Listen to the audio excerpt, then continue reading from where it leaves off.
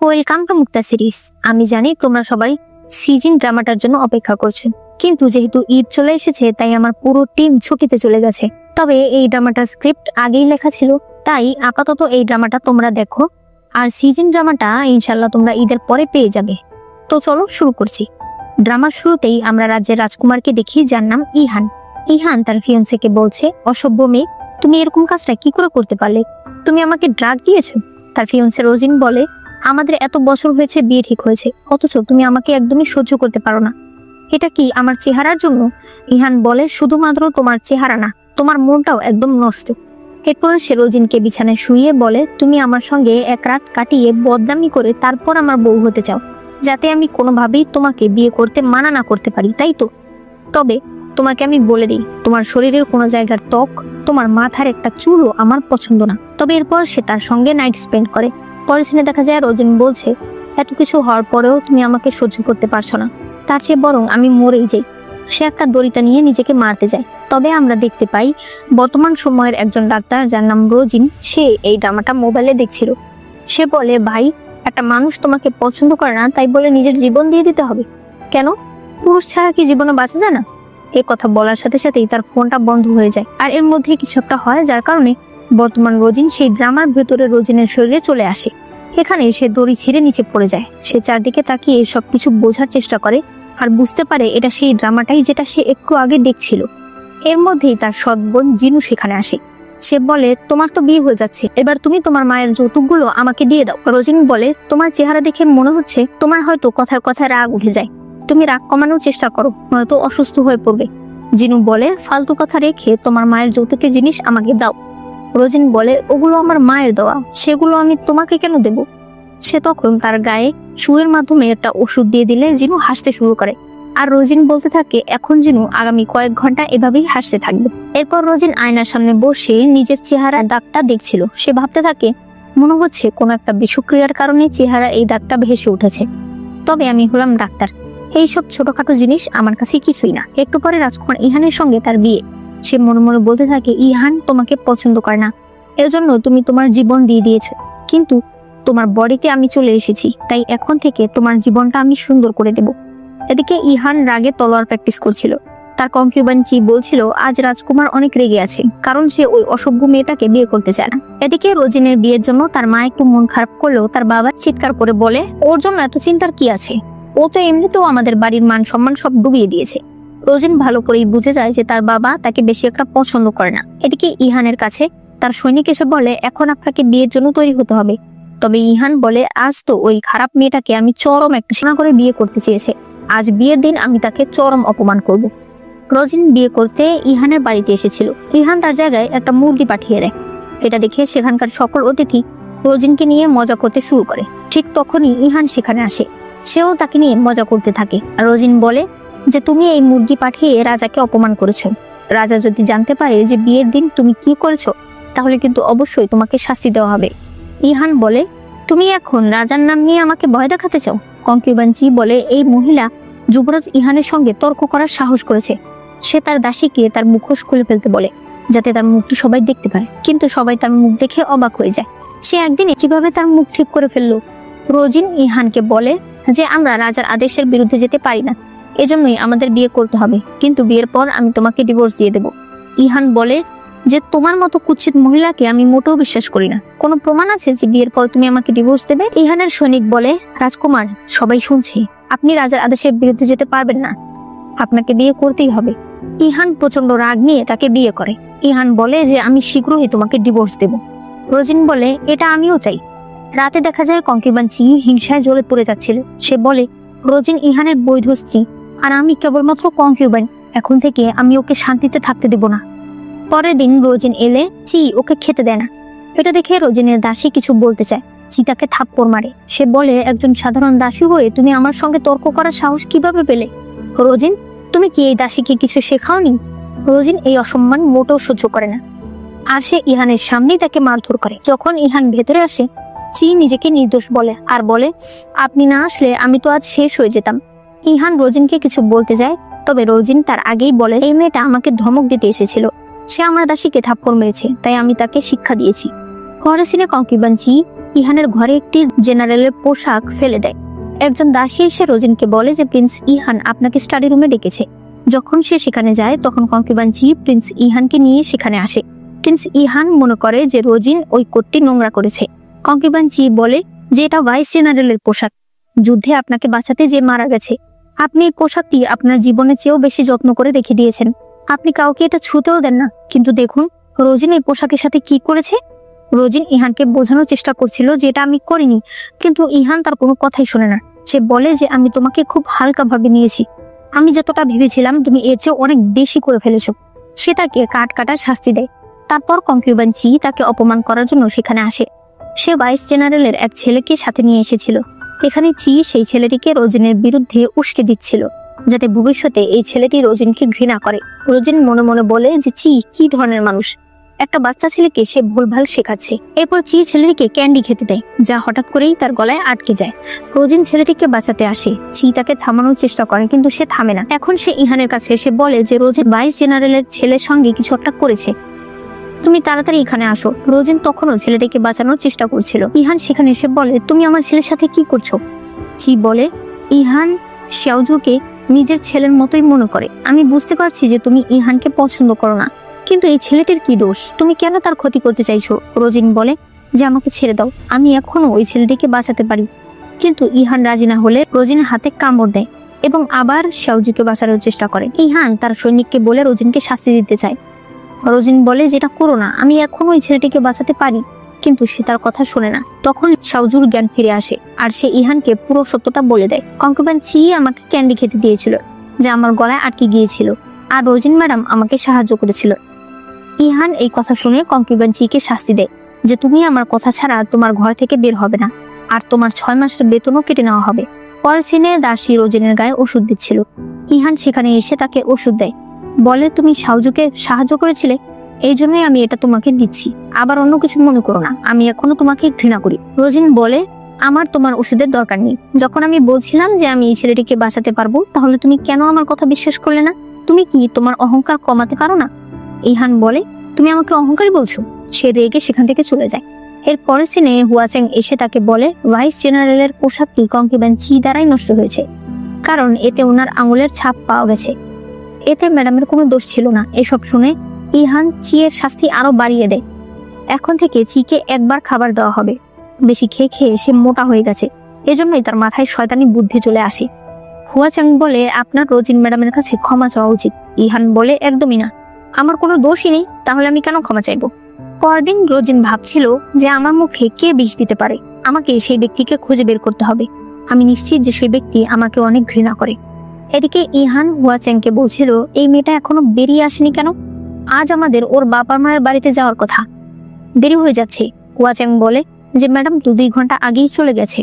ইহান বলে হয়তো সে জানে আমি যেতে চাই না, এই কারণেই চলে গেল, যদিও মনে মনে হয়তো সে যেতে চেয়েছিল, কিন্তু এত অহংকারী মানুষ তো এটা বলবে না। এদিকে রোজিন তার বাড়িতে আসে। তার সৎ মা এবং তার সৎ বোন দুজনেই হতবাক হয়ে যায়। হঠাৎ করে তার মুখ কি করে ভালো হয়ে গেল। যখন বাবা দেখে যে রাজকুমার ওর সাথে আসেনি, তখন সে চিৎকার করে বলে তুমি আমাদের পরিবারের কোনো কাজে আসবে না। আমি ভেবেছিলাম রাজকুমারের সঙ্গে বিয়ে হয়ে গেছে, এখন হয়তো আমাদের পরিবারের জন্য তুমি কিছু করবে, আমাদের টাকা পয়সা দেবে। মনে হচ্ছে তোমার মতো মেয়ের জন্ম দেয়াই আমার উচিত হয়নি। রোজিন বলে যদি এমনই হতো তাহলে তো আপনার আরো মেয়ের জন্ম দেওয়ার উচিত ছিল, আর তাদের সকলকেই রাজকুমারের সঙ্গে বিয়ে দেওয়া উচিত ছিল, যাতে করে আপনি আর্থিক সহায়তা পান। এই কথা শুনে তার বাবা তার উপর রেগে যায়। তার মা তাদেরকে শান্ত করে। এরপর দেখা যায় সবাই একসঙ্গে বসে খাবার খাচ্ছে। এখানে রোজিনের সৎ মা আর বোন রোজিনকে অপমান করছিল, সাথে রোজিনের মাকেও। রোজিনের মায়ের একটা দোকান আছে, আর তার যত লাভই হোক না কেন এই মা আর মেয়ে সব টাকা নিজের কাছে রেখে দেয়। রোজিন দেখে যে এই সৎ মায়েরা তো তার মাকে অপমান করছে, ঠিক আছে, কিন্তু তার বাবাও তাকে কথা শোনাচ্ছে। সে তার বাবাকে বলে যে আপনার আগে কিছুই ছিল না, আমার মা একজন ব্যবসায়ীর মেয়ে, সে আপনাকে টাকা দিয়েছে, এই জন্য আপনি একজন বড় মন্ত্রী হতে পেরেছেন। এখন এই সব মানুষ বিলাসবহুল জীবনযাপন করছে, এই সবকিছু হয়েছে আমার মায়ের কারণে, তাই আপনার উচিত তার সঙ্গে সঠিকভাবে আচরণ করা। বাবা বলে যে তোমার এত সাহস, তুমি এখন আমার সাথে তর্ক করছো। সে বলে এখন আমি একজন রাজকুমারের স্ত্রী, আমাকে মারা মানে রাজকুমারকে মারা, আপনার কি এখনো আমাকে আঘাত করার সাহস আছে? তার বাবা আর কিছু বলতে পারে না। সে চলে যেতে চাইলে রোজিন তাকে ডাকে আর বলে আমি এখন রাজকুমারের স্ত্রী, তাই আপনি যে অন্যায় করেছেন তার ক্ষমা আপনাকে চাইতে হবে। এখন অনিচ্ছা সত্ত্বেও তার বাবা তার কাছে ক্ষমা চায়। পরের সিনে রোজিন তার মায়ের সাথে কথা বলছিল। তারপর সে তাকে বলে, মা, তুমি এমন একজনকে কেন সহ্য করছো? তোমার তাকে ডিভোর্স দেওয়া উচিত। কিন্তু তার মা বলে, এই ধরনের কথা তুমি আর বলবে না। অন্যদিকে ইহান খবর পায় যে কেউ ইম্পেরিয়াল পরীক্ষায় জালিয়াতি করেছে, তাই সে প্রমাণ সংগ্রহের জন্য স্পাইয়ের কাছে যায়। তখন কেউ একজন স্পাইয়ের উপর আক্রমণ করে দেয়। আক্রমণকারীরা তাদের উপর আক্রমণ করছিল, কিন্তু তারা দুজনেই কোনোভাবে পালিয়ে যেতে সক্ষম হয়। রোজিন তার মাকে জিজ্ঞেস করে, আমার মুখে এই দাগটা কিভাবে হলো? সে বলে, 5 বছর আগে কিছু বিষের কারণে এটা হয়েছিল, কিন্তু তোমার মেজ বোন তোমাকে সঠিক সময় হাসপাতালে নিয়ে গিয়েছিল, যার কারণে তোমার মুখ সম্পূর্ণ নষ্ট হয়নি। ঠিক তখনই মেজ বোন সেখানে আসে। রোজিনের এই বোনের উপর সন্দেহ হয়। সে বুঝতে পারে মেয়েটি মিষ্টি কথা বলে তার মাকে ঠকাচ্ছে। এই মেজ বোনের আসল মা ছোটবেলায় মারা গেছে। তারপর থেকে রোজিনের মা তাকে তার মেয়ের মতো বড় করেছে। সে রোজিনের মায়ের দোকান চালাতেও সাহায্য করে। রোজিনের তার বোনের উপর সন্দেহ হচ্ছিল, তবে আগে সে সেই ডাক্তারকে জিজ্ঞাসাবাদ করতে যাচ্ছিল যে ডাক্তার 5 বছর আগে তার চিকিৎসা করেছিল। ঠিক তখনই সে ক্লিনিকের বাইরে ইহানের সৈনিককে দেখতে পায়, যে ডাক্তারকে কোথাও নিয়ে যাচ্ছিল। ডাক্তার সেই গুপ্তচরটিকে দেখতে এসেছিল।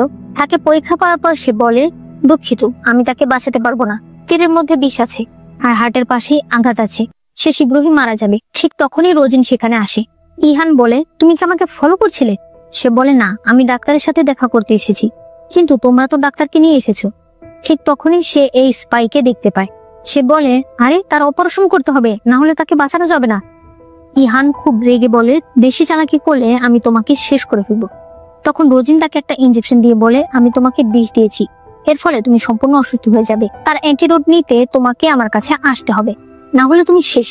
হুয়াচেং তাকে হুমকি দেয়, আমাকে তাড়াতাড়ি অ্যান্টিডোট দিন, না হলে আমি আপনাকে মেরে ফেলবো। সে বলে, আমি দেব, কিন্তু তোমাকে আমি যা বলছি তাই করতে হবে। এই কথা শুনে হুয়াচেং রাজি হয়ে যায় এবং তার সার্জারিতে সাহায্য করে। এদিকে ইহান রোজিনকে অভিশাপ দিচ্ছিল, এই খারাপ মেয়ে, তুমি আমার সাথে কি করেছো? আর ওই স্পাইয়ের সাথে কি করছো? তুমি কি ওকে মারতে চাও? রোজিন হুয়াচেংকে বলে, যাও গিয়ে ওর মুখটা বন্ধ করে দাও, ও আমাকে বিরক্ত করছে। হুয়াচেং ভয়ে সেটাই করে। কিছুক্ষণ পর সার্জারি সম্পন্ন হয়। ডাক্তার এটা দেখে খুব অবাক হয়। সে ভাবছিল যে মেয়েটা কিভাবে এটা করলো। সে তার চিকিৎসা দক্ষতার অনেক প্রশংসা করে। হুয়াচেং বলে, এবার হুজুরকে তাড়াতাড়ি ওষুধ দিন। রোজিন বলে, আমি অল্প সময়ের জন্য ওকে ওষুধ দিয়েছিলাম, ও এখন সুস্থ। এই কথা শুনে ইহান উঠে দাঁড়ানোর সাথে সাথেই হুয়াচেং বলে, হুজুর, আপনি সম্পূর্ণ সুস্থ। ইহান বলে, এই মেয়ের অনেক সাহস, সে আমার সাথে এত মজা করেছে। রোজিন ডাক্তারের সাথে কথা বলতে গেলে সে তাকে বিষ সম্পর্কে জিজ্ঞাসা করে। ডাক্তার বলে, 5 বছর আগে তার মেজ বোন তার কাছে বিষ চাইতে এসেছিল। ও বলেছিল এগুলো নাকি ওর কাজে লাগবে। রোজিন বলে, আমার মনে হয়েছিল ওই মেয়ের মধ্যে কিছু একটা সমস্যা আছে। এরপর আমরা রোজিনের বোনকে দেখি, যে কিনা রোজিনের মায়ের দোকানে কাজ করত। এখানে সে টাকা পয়সা চুরি করে তার বয়ফ্রেন্ডকে দিত। তার বয়ফ্রেন্ড পুরো দোকান দখল করার পরিকল্পনা করছিল। ঠিক তখনই রোজিন সেখানে এসে তাদেরকে ধরে নিয়ে যায়। সে তার বাবাকে বলে, 5 বছর আগে এই বোনই তার মুখ নষ্ট করেছিল, আর তার একজন বয়ফ্রেন্ডও আছে। তার বয়ফ্রেন্ডের সঙ্গে মিলে ও এসব করেছে। তার বাবা বলে, টাকা চুরি করা, তার চেহারা নষ্ট করা ঠিক আছে, এর জন্য আমি তোমাকে ক্ষমা করে দিতাম, কিন্তু তুমি বয়ফ্রেন্ড বানানোর সাহস কিভাবে করলে? তুমি আমার মান সম্মান সব শেষ করে দিলে। এখন আমি সমাজের সামনে দাঁড়াবো কি করে? যখন সে তার কাছে চুরি করা টাকা চায়, সে বলে, আমি আমার সব টাকা আমার বয়ফ্রেন্ডকে দিয়ে দিয়েছি। যখন সে তার প্রেমিকের কাছে টাকা চায়, সে বলে, আমি টাকা দেব না, আপনার মেয়ে আমার পিছনে লেগেছিল, সে আমার সাথে রাত কাটাতে চেয়েছিল, এজন্যই সে আমাকে টাকা দিয়েছে, তাহলে আমি কেন টাকা দেব? এই কথা শুনে রোজিনের বোনের মাথা নষ্ট হয়ে যায়। সে ভাবতে থাকে, এই বয়ফ্রেন্ডের জন্য আমি আমার পরিবারের সাথে বিশ্বাসঘাতকতা করেছি, আর সে এখন আমাকে কিভাবে অপরাধী বানাচ্ছে। ঠিক তখনই ইহান সেখানে এসে তাকে গ্রেপ্তার করে, কারণ সেই রাজ পরীক্ষায় জালিয়াতি করেছে। এখানে সিম কাট হয়ে যায়। এরপরে ইহান আর রোজিন রাজপ্রাসাদে যাচ্ছিল, যেখানে ইহান তাকে বোঝাচ্ছিল, তুমি মহারানীর সামনে ভালো করে আচরণ করো, কোনো ভুল করো না। তখনই ইহান ইউসিকে সামনে দেখতে পায়। তারা দুজনেই একজন আরেকজনকে ছোটবেলা থেকেই পছন্দ করে। তারা একে অপরকে দেখে খুব খুশি হয়। ইউসি বলে, যে এতদিন হয়ে গেল, তুমি আমার সাথে দেখা করতে আসোনি কেন? তুমি কি আমাকে ভুলে গেছো? ইহান বলে, না, আমি তোমাকে কি করে ভুলে যাব? যাই হোক, তুমি প্রাসাদে কেন এসেছো? সে বলে, মহারানী রাজকুমার ইয়ানের সঙ্গে আমার বিয়ে ঠিক করেছে। এটা শুনে ইহানের মনটা খারাপ হয়ে যায়। ইউসি বলে, আমি শুধু তোমাকে বিয়ে করতে চাই, কিন্তু দেখো আমার ভাগ্য কত খারাপ, আমি যে ছেলেটিকে পছন্দ করি তার সাথে আমি থাকতে পারবো না। রোজিন তাদের ভালোবাসার কথাবার্তা শুনে পেছনে সরে যায়। আসলে ইহানকে ছোটবেলায় একটি সাপ কামড়েছিল, তখন ইউসি সে তাকে সাহায্য করেছিল। তারপর থেকে ইহান তাকে পছন্দ করে, আর এই ইউসি ইহানের পেছনে পড়ে আছে কারণ সে ক্ষমতা আর অর্থের লোভী। সে মিথ্যা কথা বলায় একদম পটু। সে এভাবেই ইহানকে তার ফাঁদে আটকে রেখেছে যাতে ভবিষ্যতে ইহান তাকে সাহায্য করতে পারে। এরপরে সবাই অনুষ্ঠানে পৌঁছে যায়। এখানে রোজিনকে দেখার পর রানী তার অনেক প্রশংসা করছিল, আর ইউসির দিকে সে একবার ফিরেও তাকায় না। ইউসি হিংসায় একেবারে জ্বলে পড়ে যায়। সে সবার দৃষ্টি আকর্ষণ করার জন্য একটি কবিতা বলে। এরপর সে রোজিনকে জিজ্ঞাসা করে যে তোমার কি কবিতা এবং ক্যালিগ্রাফিতে আগ্রহ আছে? তুমি কি জানো এইসব, নাকি তুমি অশিক্ষিত? এরকম ভাবে সে তাকে চ্যালেঞ্জ করতে থাকে, কারণ তার জানা মতে রোজিন এইসব কোনো কিছুই পারে না। কিন্তু রোজিন এখানে একটি ভালো কবিতা বলে, যা দেখে মহারাজ আর মহারানী দুজনেই অনেক খুশি হয়। ইহান মনে করে যে আমি ভেবেছিলাম ও অশিক্ষিত, কিন্তু আমি জানতাম না যে ও এত শিক্ষিত আর বুদ্ধিমতী। এরপর মহারানী রোজিনকে দেখা করার জন্য ডেকে পাঠায়। রোজিন ভয় পাচ্ছিল যে আমাকে কি শাস্তি দেবে, আমি কি ভুল করেছি। কিন্তু তারপর সে ভাবে যে এটা একটা ভালো সুযোগ। সে তাকে বলে, আমি বিয়ের আগে ইহানকে ড্রাগ দিয়েছিলাম আর তার সাথে রাত কাটিয়েছি। আমার মনে হয় আমি ভুল করেছি। আমি রাজকুমারের যোগ্য নই, এই কারণে আমি ডিভোর্স চাই। মহারানী বলে যে তুমি ঠিক কাজ করেছো, আমার ছেলের এটা প্রাপ্য। কিন্তু তুমি ডিভোর্সের কথা বলবে না, কারণ আমি তোমাকে আমার পুত্রবধূ হিসেবে গ্রহণ করেছি। এত বছরে আমি অনেক মানুষের সাথে দেখা করেছি, আমার অনেক অভিজ্ঞতা আছে। যখন তোমাকে প্রথমবার দেখেছিলাম তখনই বুঝতে পেরেছিলাম যে তুমি একটা হীরা। ইউসি কেবল ভদ্র, যত্নশীল এবং মার্জিত হওয়ার ভান করে, কিন্তু ওর মন কেমন তা আমি জানি। তোমাকে আমার ছেলেকে ওর হাত থেকে বাঁচাতে হবে। এরপর আমরা ইউসির আসল রূপ দেখতে পাই।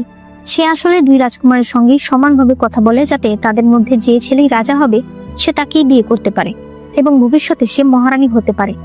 পরদিন রোজিন আর ইউসি সিঁড়িতে একে অপরের সঙ্গে দেখা হয়। ইউসি দেখতে পায় যে ইহান এদিকে আসছে, তাই সে পড়ে যাওয়ার ভান করে, আর সে এমন ভাবে দেখায় যে রোজিন তাকে ধাক্কা দিয়েছে। ইহানের সামনে সে বলে যে রোজিন তোমার স্ত্রী, তার হয়তো এই বিষয়টা ভালো লাগেনি যে তুমি আমাকে পছন্দ করো, হয়তো এই জন্যই সে আমাকে ধাক্কা দিয়েছে। তুমি তাকে কিছু বলো না, এতে তার কোনো দোষ নেই। কিন্তু এই কথা শোনার পর ইহান আরো রেগে যায়। সে রেগে রোজিনকে বলে, তুমি কি ইউসিকে সিঁড়ি থেকে ধাক্কা দিয়ে মেরে ফেলতে চাও? রোজিন বলে, ইউসি তুমি তো দেখছি দারুণ অভিনয় করো। আর ইহান, আমি তোমাকে বলে দিই, যত তাড়াতাড়ি সম্ভব এই মেয়েটির কাছ থেকে দূরে সরে যাও, যাতে পরে তোমাকে আফসোস না করতে হয় আর তুমি নিজের জীবনই শেষ না করে ফেলো। কিন্তু ইহান তার একটা কথাও শোনে না। সে ইউসিকে ভালো ভালো কথা বলছিল আর ইউসির যত্ন নিচ্ছিল। ইউসিও তার যত্ন করতে থাকে। সে তার সঙ্গে মিষ্টি মিষ্টি কথা বলে আর তাকে প্রেমের ফাঁদে ফেলে। সে সময় কনকুবেন চি তাদের একসঙ্গে দেখতে পায়। সে বলে যে প্রথমে ছিল রোজিন আর এখন এই ইউসি। সে ইউসিকে বলে, তোমার খুব শীঘ্রই বিয়ে হয়ে যাবে, তুমি আবার আমার স্বামীর সঙ্গে কেন এরকম করছো? ইউসি বুঝতে পারে কনকুবেন চি তার উপর প্রচন্ড জেলাস। এই কারণে সে তাকে মেরে পুকুরে ফেলে দেয় এবং পরের দিন সে রোজিনকে এই সবকিছুর দোষ দেয় যে হিংসার বশে কনকুবেন চিকে রোজিন হত্যা করেছে। ইহান ইউসিকে অন্ধভাবে বিশ্বাস করে। সে তার কথাই শোনে এবং রোজিনকে শাস্তি দিতে চায়, কিন্তু রোজিন তার পোস্টমর্টম করে এবং নিজেকে নির্দোষ প্রমাণ করে। এখানে সে অনেক প্রমাণ পেয়েছে যে কনকুবেনকে ইউসি মেরেছে, কিন্তু ইউসি নিজেকে বাঁচানোর জন্য তার দাসীকে দোষারোপ করে যে এই দাসী এই সবকিছু করেছে। ইহান ইউসিকে অনেক বিশ্বাস করত। সে এক মুহূর্তের জন্য ভাবে না যে এই কাজটা ইউসি করতে পারে। সে দাসীকেই দোষী মনে করে এবং তাকে কারাগারে পাঠানোর নির্দেশ দেয়। এরপরে তারা রাজপ্রাসাদে যায়, যেখানে মহারানী খুব অসুস্থ ছিল। কোনো রাজকীয় ডাক্তার তাকে সুস্থ করতে পারে না, যার কারণে রাজা খুব চিন্তায় পড়ে যায়। রোজিন রানীকে দেখতে চায়, তবে ইহান তার সঙ্গে চরম খারাপ ব্যবহার শুরু করে। সে বলে, রাজপ্রাসাদের ডাক্তাররা মাকে ঠিক করতে পারছে না, আর তুমি নিজেকে ঠিক কি মনে করছো? সে আবার তাকে ইনজেকশন দেয় এবং সরাসরি রানীর কাছে যায় এবং তার সমস্যা বুঝে তাকে তাড়াতাড়ি একটা ওষুধ দেয়, যার কারণে রানী জ্ঞান ফিরে পায়। একই সাথে বাকি সবাইও ভেতরে আসে। রাজা রোজিনের উপর খুব খুশি হয়। সে বলে, আমি তোমার এই উপকার কখনো ভুলবো না। এখন থেকে ইহানের আচরণ রোজিনের প্রতি বদলে যায়। সে ভাবতে থাকে, ওর সাথে আমার এত কঠোর হওয়া উচিত নয়।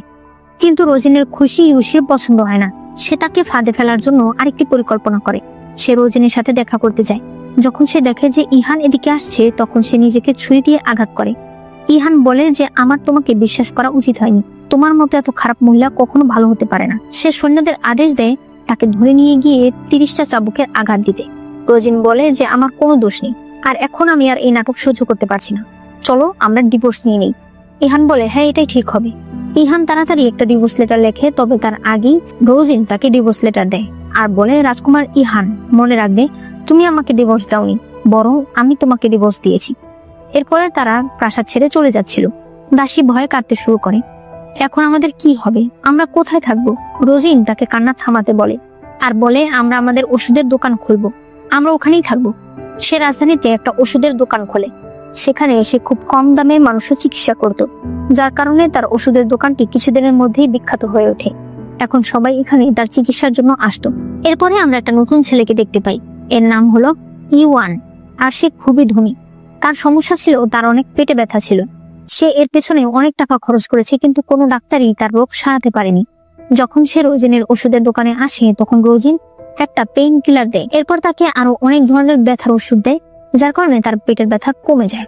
ইওয়ান তাকে প্রস্তাব দেয় যে তুমি আমার সঙ্গে চলো, তুমি আমার হয়ে কাজ করবে, আমি তোমাকে অনেক টাকা দেব। কিন্তু সে রাজি হয় না। সে বলে আমাকে আমার ওষুধের দোকানেই থাকতে হবে, আর এখানে নিজের কাজ নিজেই করতে হবে। এর ফলে ইউনান তার প্রতি আরো বেশি দুর্বল হয়ে যায়। সে সিদ্ধান্ত নেয় যে সে এই মেয়েটিকে পটাবে। যখন ইউসি জানতে পারে ইহানের থেকে আলাদা হয়ে যাওয়ার পর রোজিন তার ওষুধের দোকান খুলেছে এবং এখন সে ভালো আছে, তার এটা ভালো লাগে না। সে তার ওষুধের দোকান ভাঙতে আসে। যে তার কোনো মেডিকেল লাইসেন্স নেই, তবুও সে ডাক্তার সেজে বসে আছে। রোজিন বলে মহারানী নিজে আমাকে অনুমতি দিয়েছে, তাহলে তোমরা কে আমাকে থামানোর? এটা ছিল মহারানীর নিজস্ব ব্যাচ। এটা দেখে সবাই তার সামনে মাথা নত করে। এদিকে ইহান এখন রোজিনকে মিস করতে শুরু করেছিল। যখন সে রোজিনের ঘরে যায় তখন সে একটা জেট দেখে। তার মনে পড়ে এই মেয়েটি যে ছোটবেলায় তার জীবন বাঁচিয়েছিল, সে আসলে রোজিন, ইউসি নয়। সে বুঝতে পারে সে ভুল করেছে। তখন সেখানে হুয়াচেং আসে আর সে বলে রাজকুমার ইয়ান আর ইউসি একসঙ্গে মিলে সাধারণ মানুষকে লুট করছে। এখন ইহান পুরনো সব জিনিস নিয়ে ভাবে আর সে বুঝতে পারে সে কি ভুল করেছে। সে বলে আমি শুরু থেকেই ভুলছিলাম, আমার রোজিনের কথা শোনা উচিত ছিল। হুয়াচেং বলে ম্যাডাম ওষুধের দোকানে ভালো কাজ করছে, তার ফি পুরো রাজধানীর মধ্যে সবচেয়ে কম। সে একরকম ভাবে দরিদ্রদের সাহায্য করছে। এই কথা শুনে ইহান রোজিনকে দেখতে যায়। তার সামনে যাওয়ার সাহস হয় না, তাই সে গোপনে তার উপর নজর রাখছিল। রোজিন তার রোগীর চিকিৎসা করছিল, ঠিক তখনই সে ইহানের দিকে তাকায়। সে বলে তুমি এখানে কি করছো? ইহান বলে আমার মা এখন ভালো আছে, সে তোমার সঙ্গে দেখা করতে চেয়েছে। সে আমাকে বলেছে আমি যেন তার পুত্রবধূকে নিয়ে আসি। রোজিন তার সাথে প্রাসাদে চলে আসে।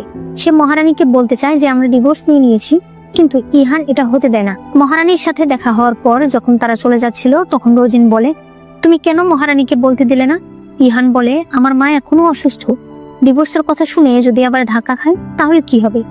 এরপরে সে রোজিনের সাথে দেখা করার জন্য অনেক অজুহাত খুঁজছিল। সে বারবার তার ওষুধের দোকানে আসতে থাকে, কিন্তু রোজিন তাকে বলে তুমি আমাকে এইসব উপহার পাঠিও না আর আমার সাথে দেখা করতে এসো না, কারণ আমাদের ডিভোর্স হয়ে গেছে। দাসী বলে মনে হচ্ছে রাজকুমার ইহান অনুতপ্ত, এই জন্যই সে আপনাকে আবার বোঝানোর চেষ্টা করছে। রোজিন বলে এরকম মানুষ কখনো আফসোস করতে পারে না, আমি ওকে বিশ্বাস করি। পরের দিন রোজিনের সৎমা আর তার বোন তার নিজের মায়ের সঙ্গে খুব খারাপ ব্যবহার করছিল। তারা তার সকল টাকা পয়সা নিয়ে নেয়, এমনকি সে যে গয়না পরেছিল সেগুলোও কেড়ে নেয়। তখনই রোজিন সেখানে আসে।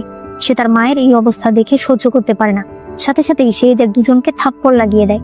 তখন সেখানে তার বাবা আসে। তার বাবা তো এমনিতেও তাকে সহ্য করতে পারে না, তাই সে রোজিনকে বলতে থাকে বিয়ে হয়ে গেছে, শ্বশুর বাড়িতেও মিলে থাকতে পারলে না, ডিভোর্স হয়ে গেল, এখন আবার এখানে এসে এইসব শুরু করেছো। সে তাকে শাস্তি দিতে চায়, কিন্তু তখনই ইহান চলে আসে আর সে বলে কার এত বড় সাহস হয়েছে যে আমার স্ত্রীর গায়ে হাত দিতে চাইছে? রোজিনার বাবা বলে কিন্তু আপনাদের তো ডিভোর্স হয়ে গেছে। ইহান বলে এখন এই মিথ্যা কথাটা আবার কে ছড়াচ্ছে? আমাদের আবার কবে ডিভোর্স হলো? আমি তো আমার শাশুড়ির জন্য আর উপহার নিয়ে এসেছি। এরপর সে বলতে থাকে আজকের পর থেকে আমার স্ত্রী এবং আমার শাশুড়ির সঙ্গে যদি কেউ খারাপ ব্যবহার করে তাহলে তার ফল কি হবে তা তো বুঝতেই পারছেন। রোজিনের বাবা তখন উল্টো রোজিনের সৎ বোনকেই থাপ্পড় মেরে দেয়। বাইরে আসলে রোজিন ইহানকে বলে আমাকে সাহায্য করার জন্য ধন্যবাদ। ইহান বলে তুমি আমার সঙ্গে রাজপ্রাসাদে চলো, আমি কথা দিচ্ছি আমি তোমার সঙ্গে এখন থেকে সবসময় ভালো ব্যবহার করব। রোজিন বলে কখনোই না, আমাদের অলরেডি ডিভোর্স হয়ে গেছে, তুমি আগে আমার সম্মান করোনি, তাই তোমার উপরে আমার কোনো ভরসা নেই। রোজিন দোকানে আসলে দেখতে পায় এখানে ইউনান এসেছে এবং সে তাকে পটানোর অনেক চেষ্টা করে, তবে রোজিন সরাসরি তাকে রিজেক্ট করে দেয়। এরপরে তারা একটু কথা বলছিল, তখনই ইহান সেখানে আসে। সে বলে মাত্র কয়দিন হয়েছে তুমি আমাকে ডিভোর্স দিয়েছো, এর মধ্যে তুমি অন্য পুরুষের সঙ্গে সম্পর্ক শুরু করে দিয়েছো। রোজিন এখানে নাটক করে বলে হ্যাঁ তো, তোমাকে আমি ডিভোর্স দিয়ে দিয়েছি আর এখন এগুলো দিয়ে তোমার কোনো প্রয়োজন নেই। ইউনানও বলে হ্যাঁ, আমি আমার রোজিনের সঙ্গে কথা বলছি, এখানে তুমি কেন এসেছো? ইহান বলে আমার রোজিন মানে ও আমার স্ত্রী। ইউনান বলে ছিল কিন্তু এখন আর নেই। ইহান প্রচন্ড রেগে বাড়িতে চলে আসে, তবে পরদিন আবারও সে রোজিনের কাছে যায় আর বলে কাল আমার কাকার জন্মদিন, তাই তোমাকে রাজপ্রাসাদে আসতে হবে। রোজিন বলে আমি যাব না, তোমার এবার প্রাসাদের সবাইকে জানিয়ে দেওয়া উচিত যে আমাদের ডিভোর্স হয়ে গেছে। কিন্তু ইহান তো এই কথা বলবে না, সে উল্টো বলে আমি তোমার জন্য অপেক্ষা করব। এরপরের সিনে ইউসি আবারও ইহানের কাছে আসে, তবে ইহান এখন তো তার সত্যিটা জানে, তাই সে বলে তোমার আমার ভাইয়ের সঙ্গে বিয়ে হয়ে গেছে, তাই এখন তোমার আর এখানে আসা ঠিক না। ইউসি অনেকভাবে তাকে পটানোর চেষ্টা করছিল, তবে ইহান এখন আর তার একটা কথাও শোনে না। পরদিন রোজিন রাজপ্রাসাদের বাইরে দাঁড়িয়েছিল, এখানে ইউসি তাকে ভেতরে যেতে দিচ্ছিল না। সে বলে তোমার সঙ্গে রাজকুমার ইহানের ডিভোর্স হয়ে গেছে, তাই তুমি প্রাসাদে যেতে পারবে না। তখন ইউনান আসে আর বলে রোজিন আমার সঙ্গে এসেছে। ইউসি বলে তুমি একটা ভালো ঘরের ছেলে, তুমি এরকম একটা ডিভোর্সি মেয়ের সঙ্গে কেন সময় নষ্ট করছো? তোমার তো একটু লজ্জা থাকা উচিত। ইউনান বলে তুমি এক রাজকুমারকে বিয়ে করে আরেক রাজকুমারের পেছনে পড়ে থাকো, তাও আবার বিয়ের পরেও। তোমার লজ্জা শরম করে না, আর আমার লজ্জা শরম কেন করবে? তার উপর আবার রোজিন তোমার মতো নয়, সে অনেক ট্যালেন্টেড এবং ভালো মনের মানুষ। তখনই ইহান সেখানে আসে। ইউসি আবারও তার সঙ্গে ভালো ব্যবহার করার চেষ্টা করে, তবে ইহান রোজিনকে সাথে করে নিয়ে প্রাসাদের ভেতরে চলে যায়। রাজপ্রাসাদের ভেতরে ইউসি আর তার স্বামী রাজকুমার ইয়ান একটা প্ল্যানিং করছিল, যে গতবার তো রোজিন দুটো কবিতা শুনিয়ে একেবারে ধনী হয়ে গিয়েছিল। এইবার তারা তাকে চ্যালেঞ্জ করে যে তোমাকে আরো কবিতা শোনাতে হবে, প্রত্যেকটা কবিতার জন্য 1000 করে টাকা দেওয়া হবে। হয়তো সর্বোচ্চ 5-6টা কবিতা বলতে পারবে, তবে রোজিন এখানে 100-র উপরের কবিতা শোনায়, যার ফলে রাজকুমার ইয়ান তো একেবারে গরিব হয়ে যায়। তার কাছে আর নগদ কোনো টাকাই ছিল না, অর্থাৎ রোজিন জিতে যায় এবং সে ঘোষণা করে দেয় যে সে এই সব টাকা দান করে দেবে। এতে তো মহারাজ এবং মহারানী দুজনেই অনেক খুশি হয়। ইহান তো গর্বে 2 হাতে তালি বাজাতে থাকে, আর ইউনানও অনেক খুশি হয়। সে মনে মনে বলে আমি একটা ভালো মেয়েকে পছন্দ করেছি। এরপরে সে আবারও রোজিনকে পটানোর জন্য যায়, কিন্তু রোজিন তাকে বলে চলে যেতে। কিন্তু ইউনান কোনোভাবেই যেতে চায় না, সে বলে তোমাকে আমার সঙ্গে ঘুরতে যেতে হবে। রোজিন বলে ঠিক আছে আমি যাব, তবে এরপর তুমি আর আমাকে ডিস্টার্ব করবে না। এরপর তারা ঘুরতে গেলে সেখানে ইহান চলে আসে। এরা দুজন রোজিনকে নিয়ে টানাটানি করছিল, রোজিন রেগে সেখান থেকে চলে যায়। এরপরে রোজিন রাতে বাইরে আসলে ইউসির ভাড়া করা লোকজন তাকে মারতে যায়। তখন ইহান সেখানে চলে আসে, আর তাদের সঙ্গে ফাইট করার সময় ইহান অনেক আহত হয়। ইহানের সৈনিক এসে ওইসব লোকেদের ধরে ফেলে আর ইহানকে প্রাসাদে নিয়ে আসে। রোজিন তার চিকিৎসা করে। এরপর রোজিন তাকে বলে তোমার কি আরো কোথাও সমস্যা আছে? ইহান একটু অন্যরকম করছিল, তাই রোজিন বুঝতে পারে তার মেইন পার্টে হয়তো কোনো সমস্যা হয়েছে। সে তখন তার প্যান্ট খুলতে বলে, তবে ইহান বলে অসম্ভব, আমি এটা কখনোই করতে পারবো না। রোজিন তখন আবারও তাকে সেই ইনজেকশন দিয়ে এরপর প্যান্ট খুলে তার চিকিৎসা করে। এই ঘটনার পর বেচারা ইহান একেবারে গুটিসুটি হয়ে বসেছিল। রোজিন তার কাছে আসতে চাইলে ইহান বলে তুমি আমার সঙ্গে কথা বলবে না। রোজিন বলে আচ্ছা ডাক্তারের সামনে কিসের লজ্জা? ইহান বলে তুমি আমার কাছে শুধুমাত্র ডাক্তার না, তুমি আমার কাছে অনেক কিছু। এরপর সে তাকে বলে তুমি আমার কাছে ফিরে আসো। কিন্তু রোজিন বলে তুমি আর এই ধরনের কথা বলবে না, আমাদের অলরেডি ডিভোর্স হয়ে গেছে। তখনই মহারানী সেখানে আসে। রোজিন বলে ও এখন ভালো আছে, আমি বরং এখন আসি। রোজিন চলে গেলে মহারানী বলে তো এখন তোমার রিগ্রেট হচ্ছে? আমি তোমাদের ব্যাপারে সবকিছুই শুনেছি। ইহান বলে এখন আমি অনেক চেষ্টা করছি যেন ও আমার কাছে ফিরে আসে, কিন্তু ও রাজিই হচ্ছে না। তার মা বলে ঠিক আছে, আমার কাছে একটা উপায় আছে। এর পরের সিনে দেখা যায় মহারানী আবার অসুস্থ, এজন্য তাকে দেখতে রোজিন এখানে এসেছে। তবে সে বলে আপনার পালস তো একদম ঠিক আছে, আমি তো কিছুই বুঝতে পারছি না। মহারানী বলে হয়তো বেশি চিন্তার কারণে এমন হয়েছে। আজ অনেক রাত হয়ে গেছে, মেন গেট বন্ধ হয়ে গেছে, তাই আজ রাত তুমি ইহানের ঘরে থেকে যাও। এই বলে তাদের দুজনকে পাঠিয়ে দেয়। এরপরে এরা দুজন ঘরে আসলে পেছন থেকে মহারানীর পার্সোনাল দাসী দরজা লাগিয়ে দেয়, আর সে বাইরেই দাঁড়িয়ে থাকে। রোজিন বলে মনে হচ্ছে আমাদের মাঝে কিছু না হলে এই মহিলা যাবে না, তাই তুমি জোরে জোরে শব্দ করতে শুরু করো। ইহান বলে তুমি কি পাগল হয়েছো নাকি? ছেলেরা কোনদিন শব্দ করে? রোজিন ইনজেকশন দেখিয়ে বলে তুমি করবে কি করবে না। ইহান এরপরে আজব আজব শব্দ শুরু করে, তবে সে অনেক ধীরে ধীরে করছিল, তাই রোজিন তার পায়ে সেই ইনজেকশন লাগিয়ে দেয়, যার ফলে সে জোরে চিৎকার করে ওঠে। কিন্তু তারপরও সে মহিলা যাচ্ছিল না। রোজিন বলতে থাকে তাহলে এবার আমাদেরকে আরো বড় কিছু করতে হবে। এরপরে বাহির থেকে খাটের শব্দ শোনা যায়, তাই মহিলা লজ্জা পেয়ে সেখান থেকে চলে যায়। দেখা যায় আসলে ইহান হাত দিয়ে খাটকে ধাক্কাচ্ছে। রোজিন বলে হয়েছে, উনি চলে গেছে। এরপর ইহান বলে তুমি আমার কাছে ফিরে এসো, আমি কথা দিচ্ছি আমি এখন থেকে তোমার সঙ্গে অনেক ভালো ব্যবহার করব। তবে রোজিন তার কথায় রাজি হয় না। মাঝরাতে ইহান বিছানা থেকে উঠে রোজিনের বালিশে এসে মাথা রাখে। এরপরে সে রোজিনের কাছ থেকে তার দেয়া সেই ডিভোর্স লেটারটা বের করে। তখনই রোজিনের ঘুম ভেঙে যায়। সে তার কাছ থেকে ডিভোর্স লেটারটা নিয়ে নেয় আর বলে এটা একমাত্র প্রমাণ যে তোমার আমার ডিভোর্স হয়েছে। এটা শুনে ইহান সেটাকে ছিঁড়ে মুখে দিয়ে একেবারে খেয়ে ফেলে আর বলে এখন আর কোনো প্রমাণ নেই যে তোমার আর আমার ডিভোর্স হয়েছে, তুমি আমার কাছে চলে আসো। রোজিন বলে বাদ দিয়ে দাও না, এমনিতেও এই বিয়েতে তুমি আর আমি কেউই খুশি না, তাহলে শুধু শুধু জোর করে সম্পর্ককে টেনে কি লাভ? ইহান বলে, আমি পছন্দ করি তোমাকে। এই বলে সে তাকে কিস করে। রোজিন তাকে সরিয়ে দিয়ে বলে, আমি তোমার সঙ্গে থাকতে চাই না। তুমি রাজকুমার, অবশ্যই তোমাকে অনেকগুলো বিয়ে করতে হবে, কিন্তু আমি জীবনে শুধুমাত্র এক পুরুষের একমাত্র স্ত্রী থাকতে চাই। তুমি পলিটিক্স নিয়ে থাক, আর আমি ডাক্তারি নিয়ে সাধারণ মানুষের সঙ্গে থাকতে চাই। তাই তোমার আর আমার মিল সম্ভব না। ইহান বলে, তুমি কি কখনোই আমাকে একটুও ভালোবাসোনি? রোজিন বলে, না। পরদিন রোজিন ইহানের সামনে দিয়ে প্রাসাদ ছেড়ে চলে যায়। ইহান মনে অনেক কষ্ট নিয়ে অনেক ড্রিঙ্ক করে। সে বুঝতে পারে এখন আর রোজিন তাকে ক্ষমা করবে না। এর মধ্যেই খবর আসে পাশের গ্রামে একটা ভয়ঙ্কর রোগ ছড়িয়ে পড়েছে। ইহান রোজিনকে সাহায্য করার জন্য সেখানে যায়। তারা দুজনে মিলে এই সমস্যার মোকাবেলা করে। এখানে রোজিন বুঝতে পারে ইহান আগের থেকে অনেক বদলে গেছে। সে এখন তার ছোট ছোট প্রত্যেকটা জিনিসের খেয়াল রাখে, এমনকি দিনরাত কাজ করার ফলে এবং রোজিনকে সাধারণ মানুষের হাত থেকে বাঁচানোর ফলে তার মাথায় আঘাত লেগে যায়, আর সে রোজিনের সামনেই অজ্ঞান হয়ে পড়ে যায়। এরপরে রোজিন তার চিকিৎসা করে। এখানে ইহান বলে, আমি এখনো তোমাকে আমার স্ত্রী হিসেবে নিতে চাই। আমি সত্যি তোমাকে ভালোবাসি, তোমার সঙ্গেই থাকতে চাই। রোজিন এইবার আর কোনো কথা না বললে ইহান তাকে কিস করে। এরপরে তারা জানতে পারে পাশের এলাকায় আসলে মহামারী ছড়ায়নি, বরং ছড়ানো হয়েছে।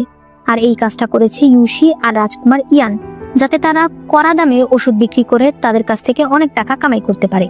তবে ইহান যখন এই বিষয়টা জানতে পারে, সে সরাসরি মহারাজের কাছে এই বিষয় রিপোর্ট করে। রাজকুমার ইয়ান ইউশিকে অনেক ভালোবাসতো, তাই সে মহারাজকে বলে, এই সবকিছু আমি একা করেছি, ইউশির এতে কোনো দোষ নেই, আপনি আমাকে শাস্তি দিন। মহারাজ শুধুমাত্র রাজকুমার ইয়ানকেই শাস্তি দেয়। যেহেতু এখন রাজকুমার ইয়ানের আর কোনো ক্ষমতা নেই, তাই ইউশি এখন আবারও ইহানকে পটাতে আসে। তখন ইয়ানও চলে আসে, আর সে বলে, তোমাকে বাঁচানোর জন্য আমি সব দোষ নিজের মাথায় নিয়ে নিয়েছি, কিন্তু তুমি তো আমাকে ধোঁকা দিয়ে দিলে। এইবার আমি মহারাজকে বলে দেব যে আমার সঙ্গে তুমিও জড়িয়ে আছো, আমার শাস্তি হলে তোমারও শাস্তি হবে। এরপরে ইউনান রোজিনকে বলে, তুমি যেহেতু তোমার ভালোবাসা পেয়ে গেছো, তাহলে এখন থেকে আমি আর তোমাকে ডিস্টার্ব করবো না। অর্থাৎ সেও তার জীবন থেকে সরে যায়। এরপরে ক্যাফেতে রোজিনের ঘুম ভাঙে। সে আজ একটা ব্লাইন্ড ডেটে এসেছিল। সে দেখে অনেক দেরি হয়ে গেছে, তাই সে যখনই সেখান থেকে চলে যেতে চায়, তখনই তার ডেট সেখানে চলে আসে। আর এটা আর কেউ না, এটা ছিল ইহান। এটা দেখে সে অনেক খুশি হয়ে যায়। আর এখানেই এই ড্রামাটি শেষ হয়ে যায়। ভিডিওটি ভালো লাগলে অবশ্যই একটা লাইক করে দিও, কমেন্টে কেমন লেগেছে সেটা অবশ্যই জানিও, আর চ্যানেলে নতুন হলে চ্যানেলটাকে সাবস্ক্রাইব করে দিও। আর কেউ মন খারাপ করো না, ইনশাল্লাহ ঈদের পরে তোমরা সিজন ড্রামাটার বাকি অংশ পেয়ে যাবে। মনে করে অবশ্যই লাইক, কমেন্ট আর শেয়ার করে দিও।